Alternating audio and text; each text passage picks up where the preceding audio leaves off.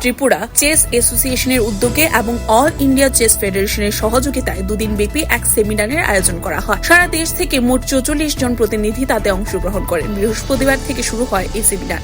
শিবিরে দাবার বিভিন্ন নিয়মাবলী সম্পর্কে প্রশিক্ষণ দেবেন ফিডে লেকচারার স্বপ্নিল বানসোদ।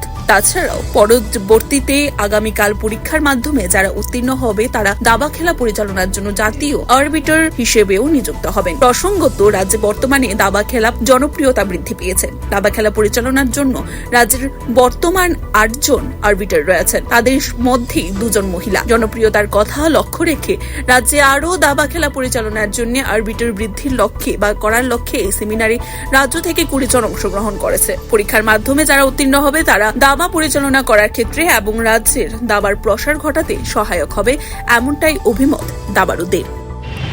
আপনারা অবগত আছেন যে আমাদের ত্রিপুরায় এখন দাবার যথেষ্টই প্রসার চলছে। তো এই বিষয়টা মাথায় রেখে অ্যাকচুয়ালি আমাদের যে দাবার যিনি পরীক্ষক থাকেন আরবিটার, তার সংখ্যা খুবই কম ছিল। তাই আমরা এখানে একটা জাতীয় আরবিটার সেমিনারের আয়োজন করেছি। উত্তর পূর্বাঞ্চল এবং দেশের বিভিন্ন প্রান্ত থেকে এবং অবশ্যই আমাদের রাজ্য ত্রিপুরা থেকে মোট 44 জন এখানে অংশগ্রহণ করেছেন সেমিনারে। দুদিনের এই সেমিনার থেকে ওনারা দাবা খেলা পরিচালনা করার বিভিন্ন নিয়মাবলী শিখবেন এবং পরীক্ষার মাধ্যমে জাতীয় আরবিটার নির্বাচিত হবেন।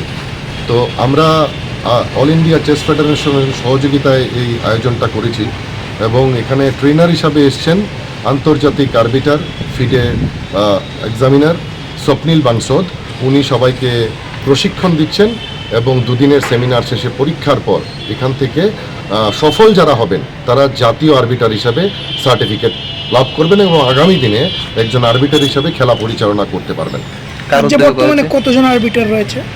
রাজ্যে বর্তমানে 2 জন আন্তর্জাতিক আরবিটার সহ আমাদের স্ট্রেংথ আছে 8 জন। এখন 8 জন আরবিটার আছেন, এর মধ্যে 2 জন মহিলা। তো আমরা চাইছি এই সংখ্যাটা আরও বাড়ুক। তাই জন্য আমাদের রাজ্য থেকে প্রায় 20 জনের মতো এখানে অংশ নিয়েছেন এবং গোটা দেশ থেকে মিলিয়ে সংখ্যাটা হচ্ছে 44। পুরো দেশ থেকে কার উদ্যোগে হচ্ছে এটা? মূল আয়োজক হচ্ছে অল ত্রিপুরা চেস অ্যাসোসিয়েশন এবং আমাদের গাইড করছে all India chess federation. Report সিন Siri TV, channel for news and entertainment.